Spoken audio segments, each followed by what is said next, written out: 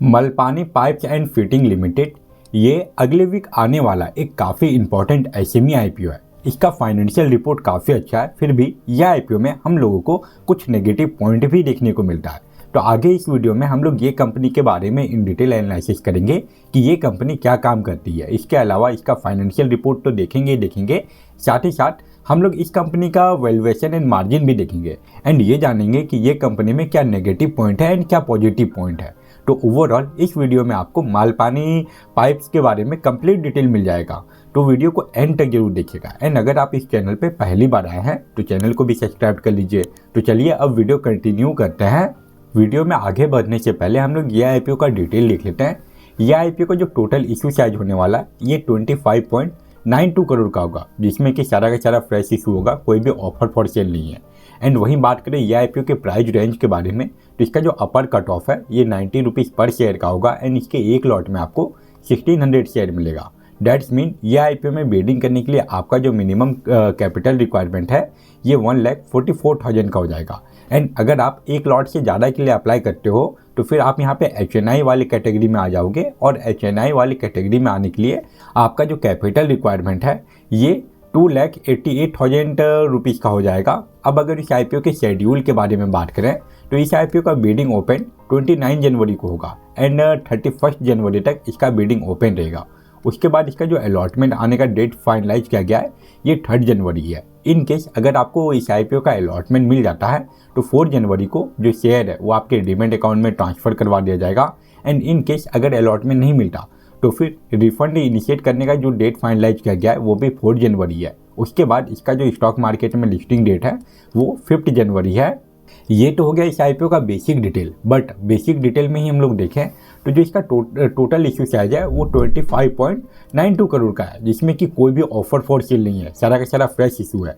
फिर भी अगर हम लोग इसका शेयर होल्डिंग परसेंटेज देखें तो आईपीओ आने से पहले यहाँ पे जो प्रमोटर का शेयर होल्डिंग परसेंटेज है वो 100% का है और आईपीओ आने के बाद प्रमोटर का जो शेयर होल्डिंग परसेंटेज बचने वाला है वो 31% से भी कम हो जाएगा।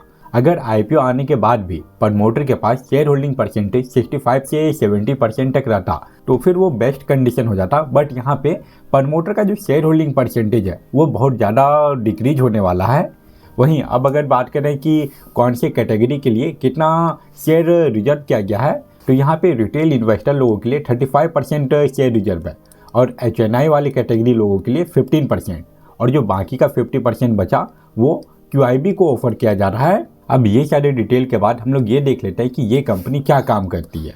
तो अगर हम लोग ये कंपनी के बारे में देखें तो ये कंपनी 2017 में इनकॉर्पोरेट हुई थी, मतलब कि ऑलमोस्ट 8 ईयर होने वाला है इस कंपनी को काम करते हुए।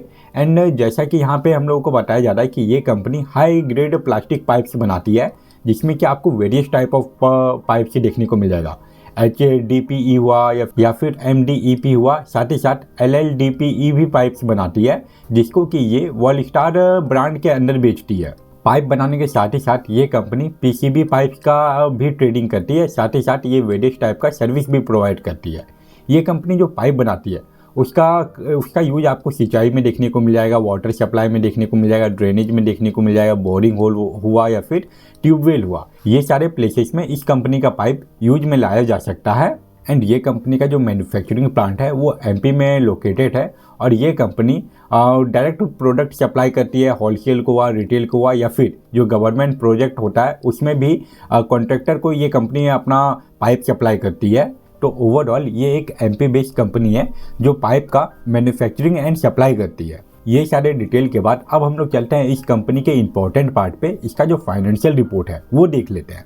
ये कंपनी के फाइनेंशियल रिपोर्ट में जो हम लोगों को डाटा दिया गया है ये फाइनेंशियल ईयर 2022 से लेके फाइनेंशियल ईयर 2024 तक का कंप्लीट डाटा दिया गया है। इसके अलावा फाइनेंशियल ईयर 2024 एंड 25 के स्टार्टिंग के 8 मंथ का डाटा दिया गया है। एंड अगर हम लोग ये कंपनी के एसेट के बारे में बात करें तो इसमें हम लोगों को लगातार ईयरली बेसिस पे इंक्रीमेंट देखने को मिल रहा है।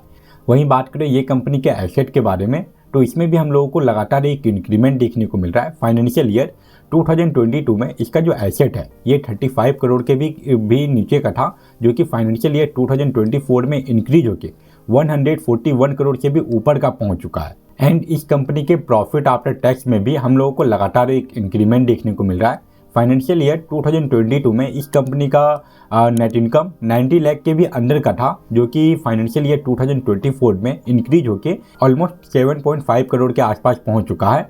एंड अभी फाइनेंशियल ईयर 2025 के 8 मंथ में ये कंपनी ऑलरेडी 5.09 करोड़ का नेट इनकम ऑलरेडी जनरेट कर चुकी है। इसके अलावा ये कंपनी के नेटवर्थ एंड सरप्लस में भी हम लोगों को ईयरली बेसिस पे लगातार एक इंक्रीमेंट देखने को मिल रहा है। ओवरऑल ये कंपनी का फाइनेंशियल रिपोर्ट ठीक ठाक ही है। ईयरली बेसिस पे लगातार इस कंपनी में हम लोगों को एक अच्छा ग्रोथ देखने को मिल रहा है। बट जैसा इस कंपनी का फाइनेंशियल ईयर 2024 एंड 2025 का 8 मंथ का डाटा है, उसमें हो सकता है कि इसका जो रेवेन्यू एंड नेट इनकम है ये पिछले साल के मुकाबले थोड़ा सा कम आए, क्योंकि 8 मंथ में ये कंपनी का जो अभी रेवेन्यू है ये आपको 84.55 करोड़ का देखने को मिल रहा है। और अगर ये कंपनी का फाइनेंशियल ईयर 2024 एंड 2025 का डाटा ऐसा ही रहा तो चांसेस है कि ये साल का जो इसका रेवेन्यू आएगा वो आपको 125 करोड़ का देखने को मिल जाएगा। और ऐसा ही इसके नेट इनकम मतलब कि प्रॉफिट आफ्टर टैक्स में इंक्रीमेंट देखने को मिला तो चांसेस है कि इसका जो प्रॉफिट आफ्टर टैक्स है वो आपको 7.5 करोड़ के आसपास का ही देखने को मिलेगा, जो कि लगभग पिछले साल के बराबर ही है। तो ओवरऑल जो ग्रोथ हम लोगों को फाइनेंशियल ईयर 2022 से लेकर फाइनेंशियल ईयर 2024 के बीच में देखने को मिला है, वो ग्रोथ आपको ये साल देखने को नहीं मिलेगा। इस साल का जो इसका रेवेन्यू एंड नेट इनकम है वो उतना फास्ट ग्रो नहीं करने वाला। वहीं अब अगर ये कंपनी के वैल्यूएशन के बारे में बात करें तो ये कंपनी का जो ROCE परसेंटेज है ये आपको 71% से भी ऊपर का देखने को मिल रहा है, जो कि एक पॉजिटिव साइन है। साथ ही साथ इस कंपनी का ROCE परसेंटेज भी ठीक ठाक ही है। इस कंपनी का जो डेट टू इक्विटी रेशियो है ये ज़्यादा है, ये अगर 1 के अंडर रहता तो फिर ये मैनेजेबल हो जाता। वहीं बात करें इस कंपनी के RONW परसेंटेज के बारे में तो वो हम लोगों को 50 के ऊपर देखने को मिल रहा है, जो कि काफ़ी अच्छा है। इसका जो प्रॉफिट आफ्टर टैक्स मार्जिन है ये भी 5% के ऊपर है। एंड इसका जो प्राइस टू बुक वैल्यू है ये आपको 1.5 के अराउंड देखने को मिलेगा। एंड ये कंपनी अपना जो टोटल वैल्यूएशन लगा रही है ये 97 करोड़ का लगा रही है एंड ऑलमोस्ट 26 करोड़ का ये IPO लेके आ रही है। दैट्स वाई IPO आने के बाद जो प्रमोटर का शेयर होल्डिंग परसेंटेज 100% का था वो गिर के और ऑलमोस्ट 31% के आसपास पहुंच जाएगा। एंड अब अगर बात करें इस कंपनी के EPS के बारे में तो वो हम लोगों को 37 से भी ज़्यादा का देखने को मिल रहा है, जो कि काफ़ी अच्छा है। हो सकता है कि IPO आने के बाद इसका EPS 35 तक पहुँच जाए। एंड इसका जो PE रेशियो है ये इसके EPS के मुकाबले कंट्रोल में ही है। इसका PE रेशियो आपको 2.5 के भी अंदर देखने को मिल रहा है। ओवरऑल अगर कंपनी के पॉजिटिव एंड नेगेटिव पॉइंट के बारे में बात करें तो ये कंपनी में हम लोगों को फाइनेंशियल ईयर 2022 से लेकर फाइनेंशियल ईयर 2024 के बीच में लगातार एक अच्छा ग्रोथ देखने को मिला था। इसके अलावा इस कंपनी का जो वैल्यूएशन एंड मार्जिन है, चाहे इस कंपनी का RONW परसेंटेज हो, ROCE परसेंटेज हो, ROE परसेंटेज हो या फिर इसका PE रेशियो हो, वो सब डाटा काफ़ी अच्छा है। बट ये कंपनी का जो सबसे बड़ा नेगेटिव पॉइंट है वो ये है कि ये कंपनी का जो प्रमोटर है उनका जो शेयर होल्डिंग परसेंटेज है वो काफ़ी कम हो जाएगा। इसके अलावा ये कंपनी का जो ग्रोथ है उसमें हम लोगों को एक स्लो डाउन देखने को मिल रहा है। एंड इसका जो आखिरी नेगेटिव पॉइंट है वो ये है कि इसका जो डेट टू इक्विटी रेशियो है वो आपको 2 के ऊपर देखने को मिल रहा है, बट ये उतना बड़ा इशू नहीं होने वाला। वहीं अब अगर हम लोग ये बात करें कि क्या ये कंपनी में हम लोगों को लॉन्ग टर्म में एक अच्छा ग्रोथ देखने को मिलेगा कि नहीं मिलेगा, तो उसके लिए ये कंपनी जो IPO ला रही है उसके पीछे का चीज़ का ऑब्जेक्टिव क्या है वो देख लेते हैं।